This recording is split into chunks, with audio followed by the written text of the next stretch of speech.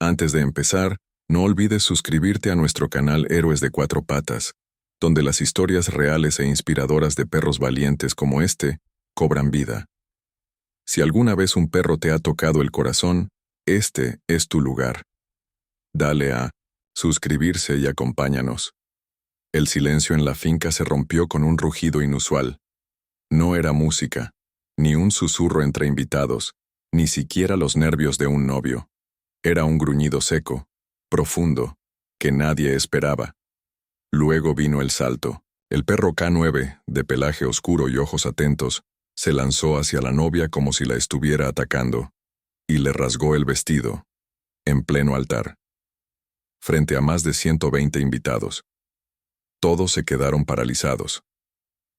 La finca Las Encinas, a las afueras de Toledo, era el escenario soñado para una boda de revista. El sol brillaba con descaro. Las bugambillas colgaban entre los arcos de piedra, y los violines sonaban suaves desde el fondo del jardín.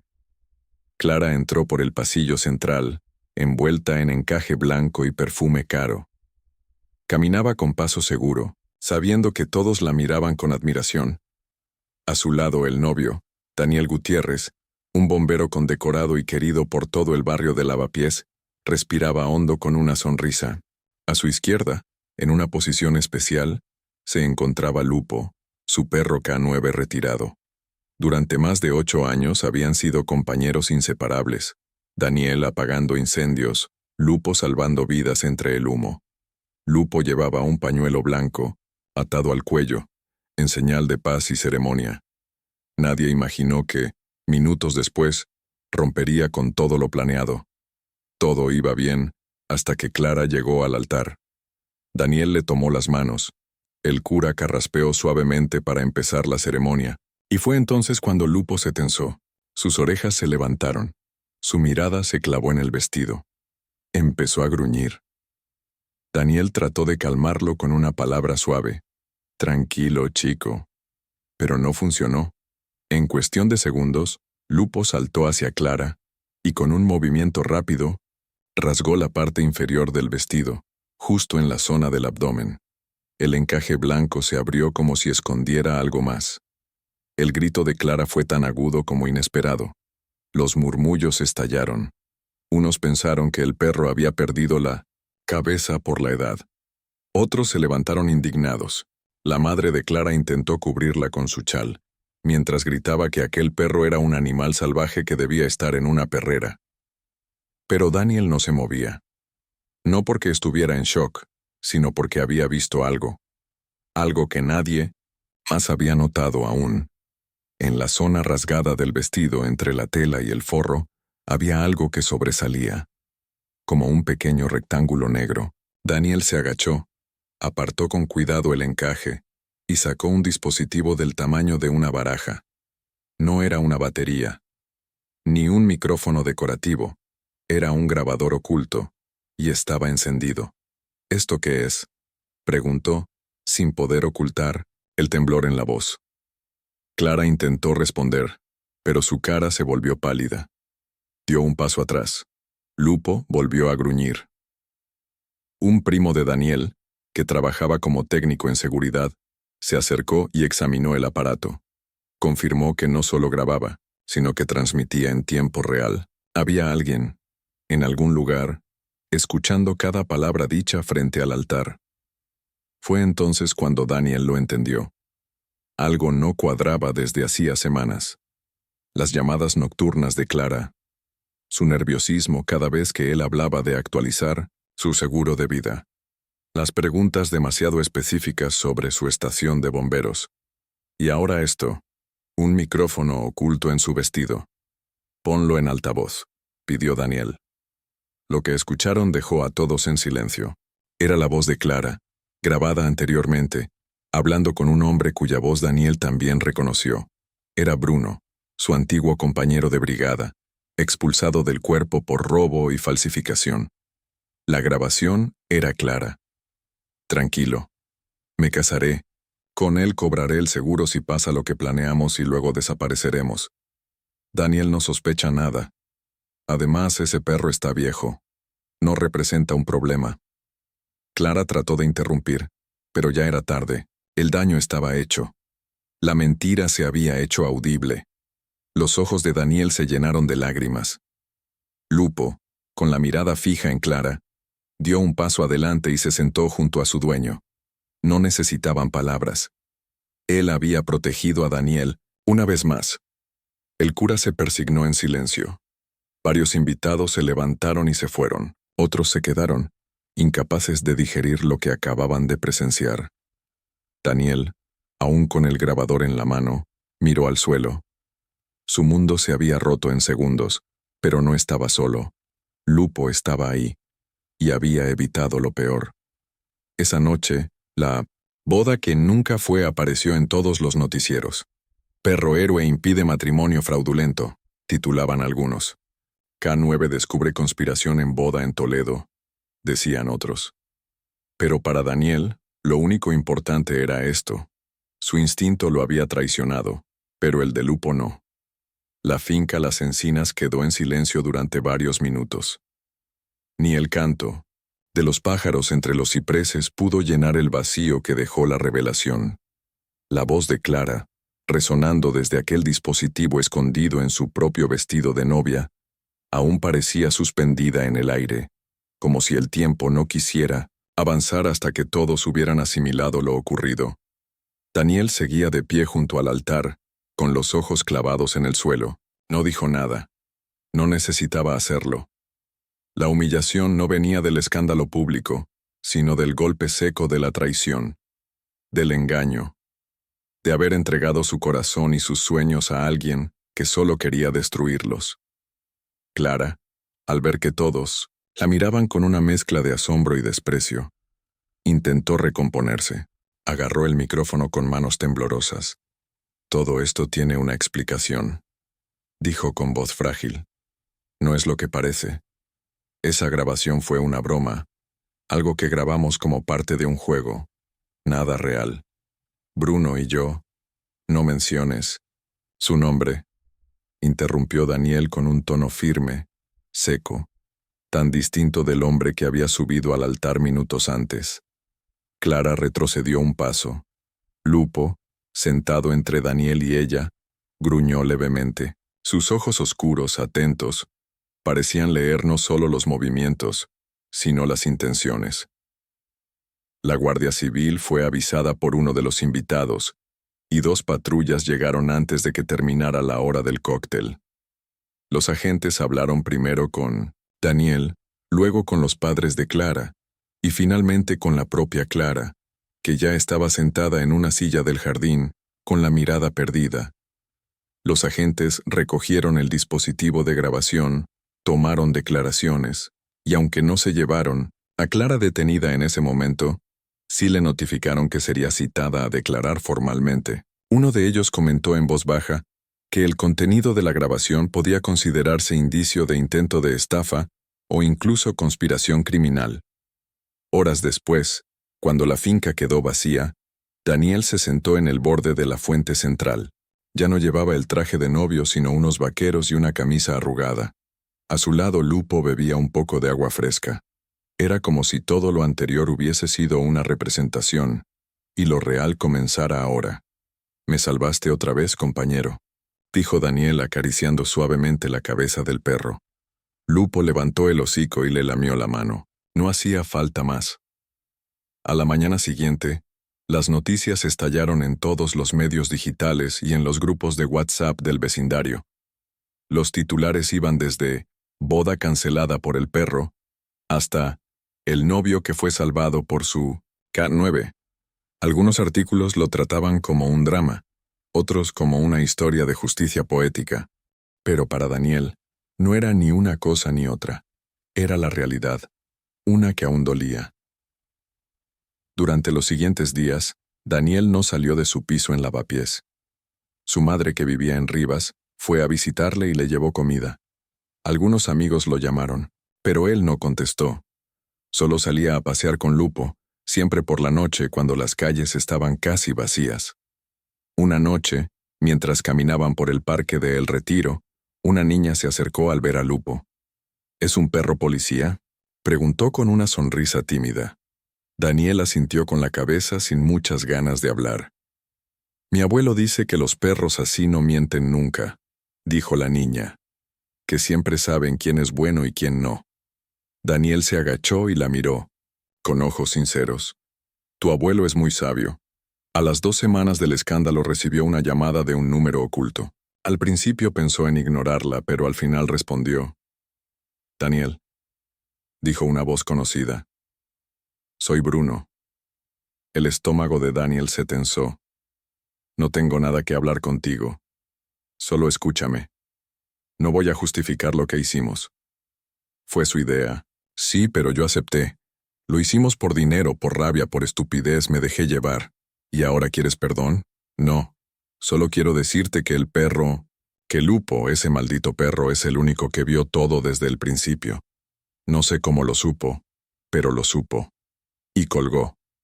Daniel respiró hondo. Bruno no mentía en eso. Lupo había sentido el peligro antes que nadie. El escándalo legal continuó. Clara fue citada por la audiencia provincial, y la investigación se formalizó como posible intento de fraude agravado. La aseguradora del cuerpo de bomberos presentó denuncia paralela. Varios mensajes, correos y llamadas respaldaban la planificación del plan entre Clara y Bruno. Aunque Clara negó todo, el daño estaba hecho, pero a Daniel no le interesaba el proceso judicial. Lo único que le importaba era sanar, volver a ser el mismo. Y en ese proceso, solo tenía un aliado incondicional, Lupo. Un día, mientras tomaba café en una terraza discreta en Lavapiés, se le acercó una mujer de mediana edad, de acento gallego que trabajaba en una asociación canina. ¿Usted es Daniel? El del perro que descubrió a la novia falsa.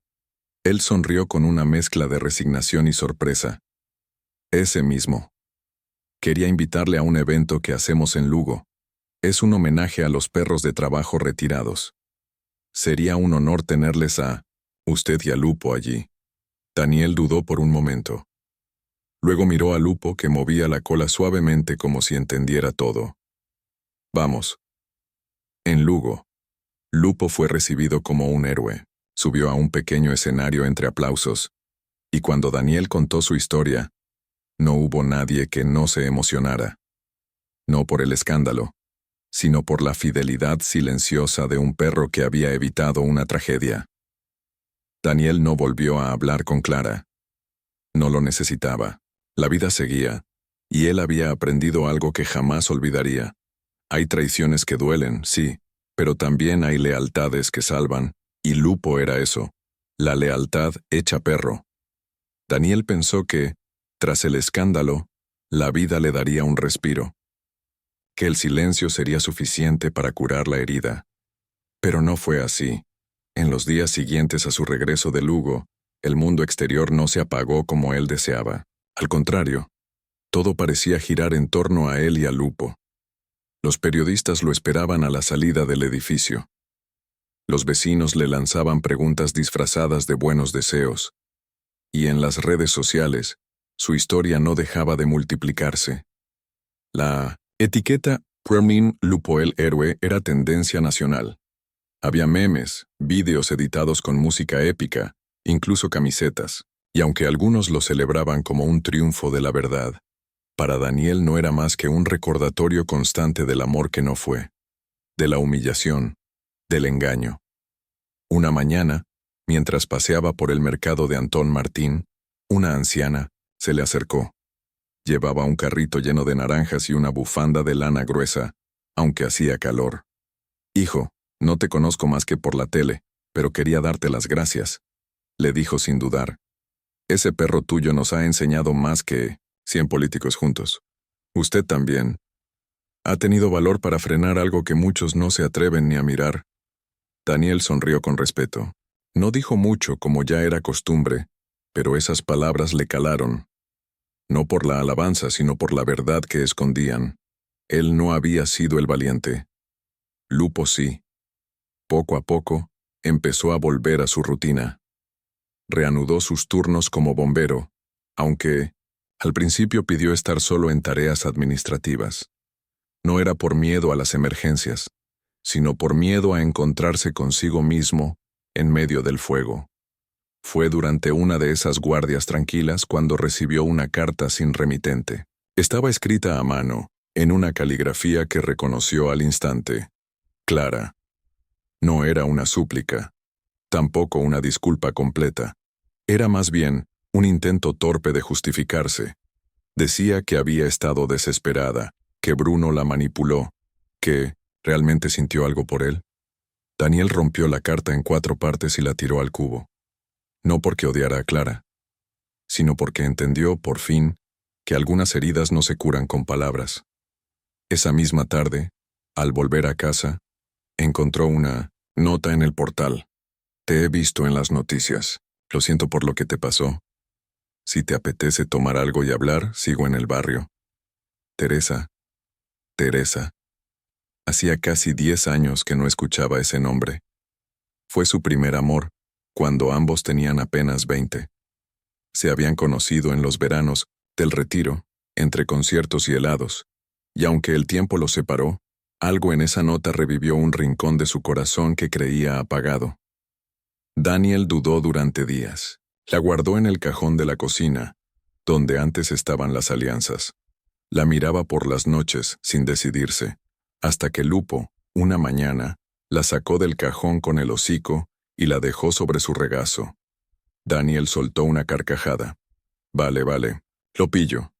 Y la llamó. Se citaron en una cafetería pequeña cerca del Museo del Prado. Era un lugar discreto, con manteles de cuadros y café recién molido. Teresa llegó puntual. No, había cambiado mucho. Seguía con esa sonrisa tímida y esa forma de mirar como si viera más allá de lo evidente. Hablaron como si los años no hubieran pasado. De sus vidas, del trabajo, de la familia, de lo que dolía y de lo que ya no. Lupo estaba a sus pies tranquilo, como si supiera que ese momento necesitaba paz. No quería escribirte para aprovecharme de nada, dijo Teresa. Solo pensé que nadie debería pasar por algo así solo, y menos tú. Daniel asintió. No tenía palabras, solo una mirada sincera que decía, gracias. Los encuentros con Teresa se volvieron frecuentes. Primero café, luego cenas, paseos con Lupo, tardes de cine en casa, conversaciones hasta la madrugada. Pero Daniel seguía con cuidado. Había aprendido que el amor no siempre es lo que parece, y aunque su corazón empezaba a abrirse, lo hacía con lentitud, como quien entra al mar helado, paso a paso. Un día, mientras miraban una película, Teresa se acercó a Lupo y le dijo, «Si tú me aceptas, me conformo. Eres su mejor juez». Lupo levantó la cabeza, se acercó y se dejó acariciar. Daniel lo vio desde el sofá, y por primera vez en mucho tiempo, se permitió sonreír sin tristeza. La vida siguió su curso. Clara fue finalmente imputada. Bruno desapareció del mapa, aunque se rumoreaba que estaba en Marruecos. El juicio quedó programado para el año siguiente. Daniel decidió no presentarse como parte civil. No quería indemnización, no quería venganza, solo quería seguir adelante. Una tarde mientras paseaban por el Parque del Oeste, Teresa se detuvo. ¿Alguna vez pensaste que un perro te salvaría la vida 2 veces? Daniel la miró. 3. La primera en el incendio, la segunda en la boda, y la tercera, al llevarme hasta ti. Ella lo abrazó en silencio. Lupo se adelantó unos pasos, como siempre, marcando el camino. Los meses pasaron más rápido de lo que Daniel imaginaba. El invierno cubrió Madrid de ese frío seco que cala los huesos, pero también de una calma necesaria. Por primera vez en mucho tiempo, podía caminar con Teresa por las calles, sin que lo asaltaran cámaras ni preguntas incómodas. Lupo, siempre alerta, disfrutaba de los paseos sin correa por el Retiro, aunque nunca dejaba de mirar hacia atrás para comprobar que su humano seguía ahí. Sin embargo, la tranquilidad tenía fecha, de caducidad. Una mañana de enero, Daniel recibió una carta certificada del Juzgado de Instrucción de Toledo. Era la citación oficial para declarar como testigo en el juicio contra Clara y Bruno. El proceso se había demorado por recursos de los abogados, defensores, pero finalmente la fecha estaba marcada, 15 de marzo. Daniel respiró hondo. Lo había evitado todo lo posible, pero sabía que era su responsabilidad. No por él. Por todos los que creyeron alguna vez en un amor envenenado. La preparación para el juicio fue tensa. El fiscal se reunió con él 3 veces. Le explicó que no necesitaba revivir todos los detalles, solo lo necesario. Le pidió que llevara a Lupo si lo consideraba pertinente, ya que su presencia había sido clave en los hechos. No puede declarar como testigo, claro, bromeó el fiscal con una sonrisa, pero su historia habla por sí sola. Daniel dudó. No quería exponer otra vez a su compañero. Pero Lupo, como si entendiera la conversación, se acercó a la puerta con el arnés en la boca. Daniel lo miró y suspiró. Vale. Iremos juntos, como siempre. El juicio se celebró en una sala sobria, con bancos de madera y paredes que olían a papeles viejos y aire estancado. Clara estaba allí, sentada al lado de su abogada, vestida con un conjunto gris, el pelo recogido con firmeza. Ya no tenía ese aura de princesa que lucía en la boda. Su mirada era dura, contenida, sin rastro de lágrimas. Bruno, por su parte, parecía envejecido, más delgado, con la barba mal recortada y los ojos clavados en el suelo. No cruzó palabra con nadie. Daniel subió al estrado sin mirar a Clara. Contó los hechos con calma, sin adornos, como un informe. Describió el comportamiento de Lupo, el descubrimiento del dispositivo, la grabación. El fiscal reprodujo el audio en la sala. Algunos asistentes bajaron la mirada. Otros murmuraban en voz baja, indignados. Cuando terminó, el juez le dio las gracias. Daniel bajó del estrado y regresó a su asiento. Lupo, sentado en la primera fila, movió la cola al verlo. El veredicto no se conoció hasta una semana después. Clara fue condenada por intento de estafa con agravante de premeditación y abuso de confianza. Bruno recibió una pena menor, pero también fue declarado culpable. La sentencia incluía la prohibición de acercarse a Daniel durante 5 años. La noticia se difundió en todos los medios, pero esta vez Daniel decidió no hablar con ningún periodista. Solo publicó un breve mensaje en sus redes. Gracias a quienes confiaron en la verdad. Gracias a quienes no dudaron de Lupo. La justicia no siempre llega rápido, pero llega. Ahora podemos seguir adelante. Una semana después, Daniel recibió una carta inesperada. No era de Clara, ni del juzgado. Era de un tal Lorenzo Aguado, un hombre de mediana edad que afirmaba haber trabajado con Bruno años atrás, en una empresa de seguridad en Valencia. La carta decía algo inquietante. Señor Gutiérrez, le escribo no por curiosidad, sino por preocupación. Bruno no actuó solo. Hay personas detrás que nunca salieron en el juicio. Gente con intereses mayores. Lo que usted vivió fue solo la punta del iceberg. Tenga cuidado. Y cuide a su perro. Son más listos de lo que parecen. Daniel leyó la carta 3 veces. No sabía si era una amenaza, una advertencia o una locura de alguien obsesionado con teorías conspirativas, pero algo en su instinto, y en los ojos de Lupo, que gruñó al oler el papel, le dijo que debía tomarlo en serio. Empezó a notar cosas extrañas. Un coche aparcado demasiadas veces frente a su portal. Una llamada silenciosa a las 3 de la madrugada. Una cuenta de correo hackeada. Nada grave por sí solo, pero en conjunto suficiente para inquietarlo. Habló con Teresa. Le contó lo de la carta, lo que había notado. ¿Crees que te están vigilando? No lo sé, pero si es así, no voy a quedarme de brazos cruzados. Daniel acudió a un viejo amigo del cuerpo de bomberos que ahora trabajaba en el Ministerio del Interior. Le mostró la carta. Le explicó lo que notaba. No quiero parecer paranoico, dijo, pero algo me dice que esto no ha terminado. Su amigo no se burló. Todo lo contrario. Le prometió revisar si había investigaciones abiertas relacionadas con Bruno o su círculo. Mientras tanto, Daniel instaló cámaras en casa, actualizó sus contraseñas, y comenzó a anotar cada cosa fuera de lugar. Lupo, por su parte, parecía aún más atento, más protector. Una noche, al volver del trabajo, encontró la puerta de su piso entreabierta. El corazón se le paralizó. Llamó a Lupo, que ya estaba en posición de ataque. No entraron de golpe. Llamó a la policía, que llegó en minutos. No faltaba nada. No había signos de robo. Solo una caja pequeña sobre la mesa del salón. Dentro, una nota. Esto no es el final. Y un pañuelo blanco, igual al que Lupo había llevado en la boda. Esa noche, Daniel no durmió, ni él ni Teresa. Se quedó sentado en la cocina con una taza de café frío entre las manos, mientras Lupo no se movía de la puerta. Sea quien sea, susurró Daniel. No sabe con quién se ha metido. Daniel siempre había creído que lo peor ya había pasado. El juicio, la traición, la exposición pública. Pensaba que después de eso, la vida le daría una tregua. Pero no fue así.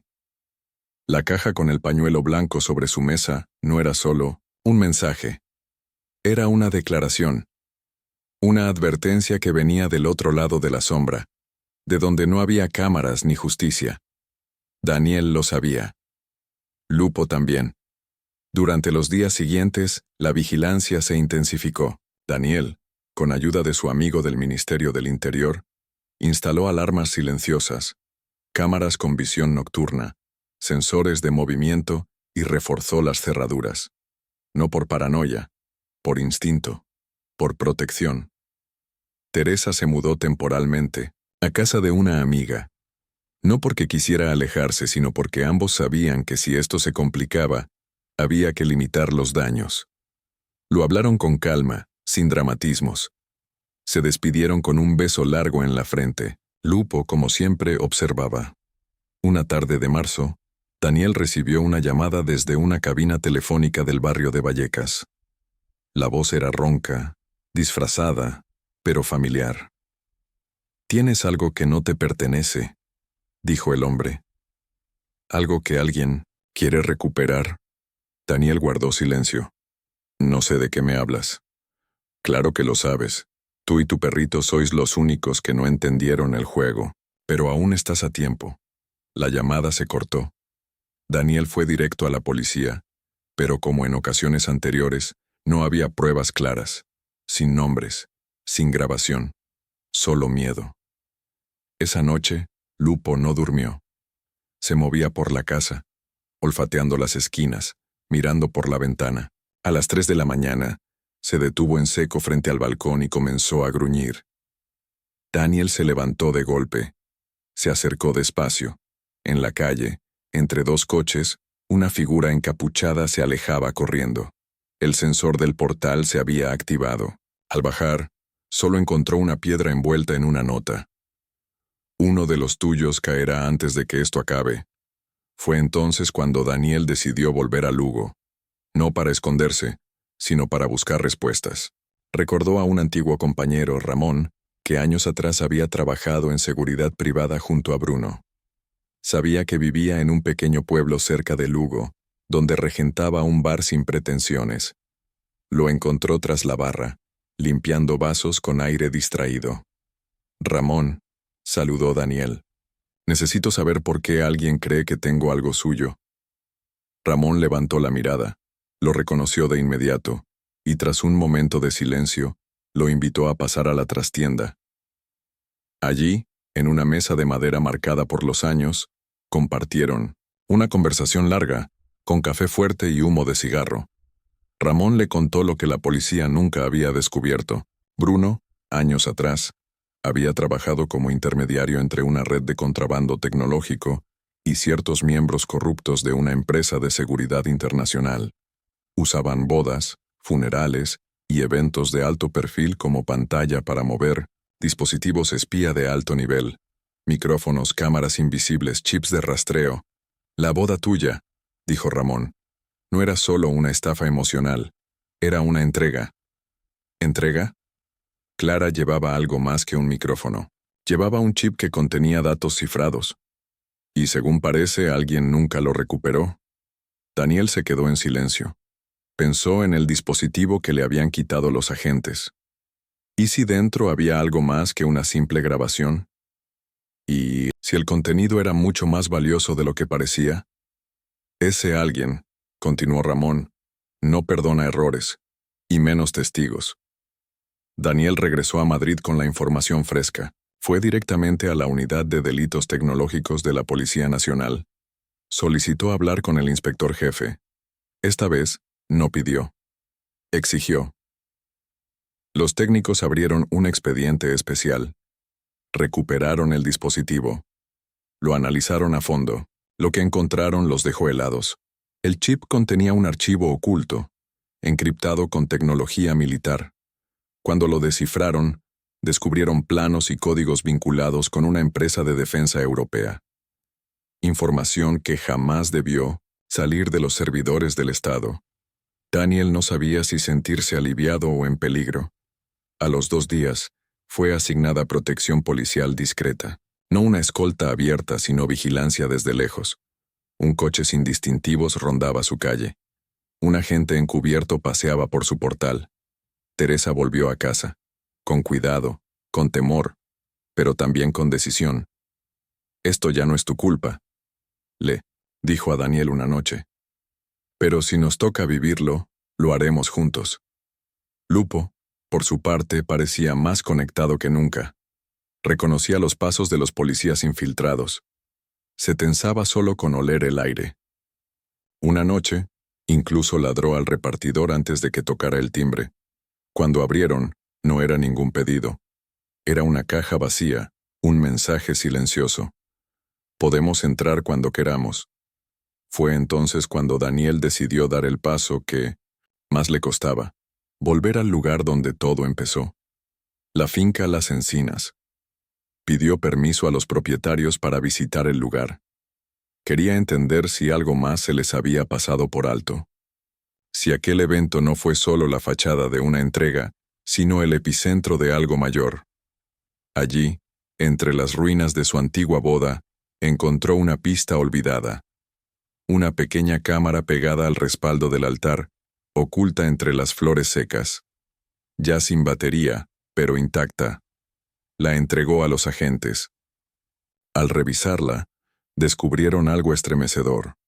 Uno de los camareros que sirvió el banquete no trabajaba realmente para la empresa de catering. Nunca fue identificado.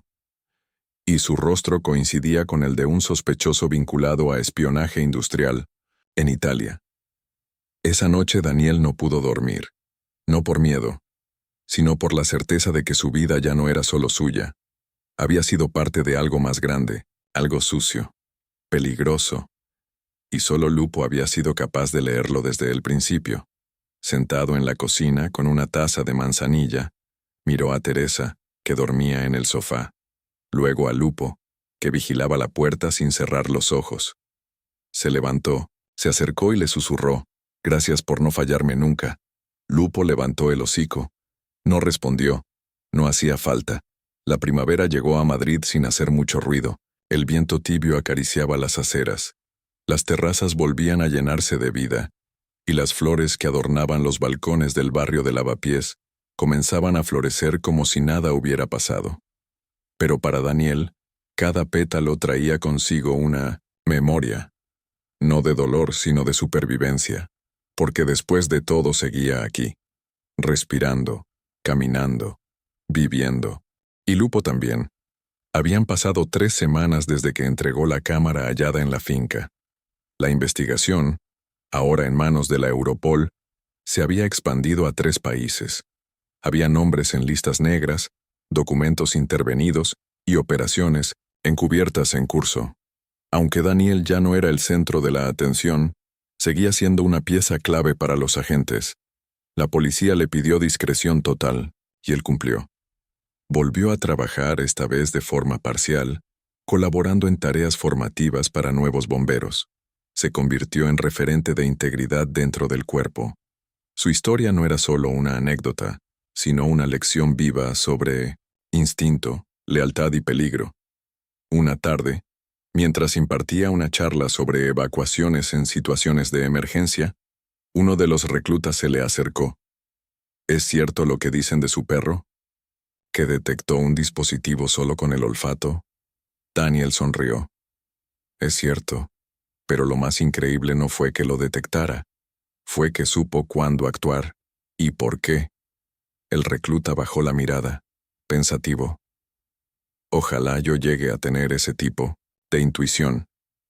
No se trata de intuición mágica, respondió Daniel. Se trata de escuchar más allá del ruido, de confiar cuando algo dentro de ti dice que no todo está bien.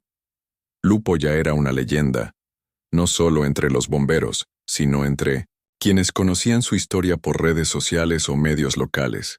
Muchos padres llevaban a sus hijos al parque solo para ver si podían acariciarlo. Él seguía siendo el mismo, reservado, fiel, alerta, aunque ya mostraba signos del paso del tiempo. Le costaba subir escaleras, dormía más horas y tenía momentos de mirada perdida. El veterinario lo revisaba con frecuencia y recomendó reducir su actividad. Pero en su corazón, Lupo seguía en servicio. Una noche, al volver de una cena con Teresa en un pequeño restaurante de La Latina, Daniel recibió una llamada del comisario que había llevado el caso desde el principio. Tenemos una última noticia. Bruno ha sido localizado, detenido en un hostal de Marsella. Tenía pasaporte falso y dispositivos electrónicos modificados. Daniel no respondió enseguida. Solo apretó el móvil contra su oreja, como si quisiera grabar cada palabra. ¿Y Clara? Clara sigue en libertad, bajo vigilancia. Pero parece que ha roto todo vínculo con Bruno. No tenemos pruebas que indiquen que sigue vinculada a la red. De momento, no se moverá. Daniel colgó con una sensación extraña. No era alivio, tampoco venganza. Era algo más cercano a la aceptación, como quien cierra la tapa de un libro, no porque se haya terminado, sino porque ya no necesita seguir leyendo. En los días siguientes, Daniel decidió hacer algo que llevaba meses evitando. Volvió a la finca Las Encinas, esta vez no por investigación, ni por justicia, sino por cierre. Entró sin cámaras, sin periodistas, solo con Lupo. Caminaron por el sendero de piedra, entre las encinas viejas, donde meses atrás todo se había venido abajo. Se detuvieron frente al altar. Estaba cubierto de polvo y maleza. Daniel se agachó, sacó una pequeña caja del bolsillo y la dejó sobre una piedra. Dentro había dos objetos: el anillo de bodas que nunca usó y una foto antigua de él y Clara, sonrientes. Aquí acaba todo, susurró. Lupo olfateó la piedra, giró sobre sí mismo y se sentó. Tranquilo, como si entendiera que por fin, el capítulo se había cerrado. El tiempo siguió su curso. Teresa y Daniel se mudaron juntos a un piso más pequeño, más cálido, con terraza y vista a un patio lleno de bugambillas. No hablaban del pasado. No porque lo negaran, sino porque sabían que ya no tenía poder sobre ellos. Un día, en medio de una tarde de domingo, Daniel notó que Lupo no se levantaba de su rincón favorito. Lo llamó suavemente, pero el perro solo movió la cola una vez. Daniel se acercó, se sentó a su lado y lo acarició durante horas, como si estuvieran esperando algo que no querían nombrar. A la mañana siguiente, Lupo cerró los ojos para siempre. La despedida fue privada, sin cámaras. Solo Teresa, Daniel y unos pocos amigos del cuerpo. Enterraron a Lupo en una pequeña finca en la sierra, bajo un olivo centenario. Sobre la lápida sencilla, Daniel mandó grabar una frase: fue más que un perro, fue mi verdad. Meses después, un periodista le ofreció escribir un libro. Le prometió fama, contratos, giras. Daniel lo rechazó con una sonrisa. Hay historias que no se escriben para vender, se viven para aprender. Y esa es quizás la mayor lección que dejó esta historia. Que no siempre podemos ver la verdad a simple vista. Que a veces, la mayor traición no viene con gritos, sino con silencios. Que el amor no basta si no viene acompañado de respeto. Y que la lealtad no siempre habla pero nunca se esconde. Y tú, si hubieras sido Daniel, ¿habrías confiado en tu perro, incluso cuando todos pensaban que estaba equivocado? ¿O habrías seguido adelante, sin escuchar esa voz que a veces solo late en el pecho? Piensa en ello. Porque a veces el que más calla es el que más sabe. Fin de la historia. ¿Te gustaría que prepare un resumen general para video, miniatura o una serie visual basada en las 6 partes? Estoy a tu disposición.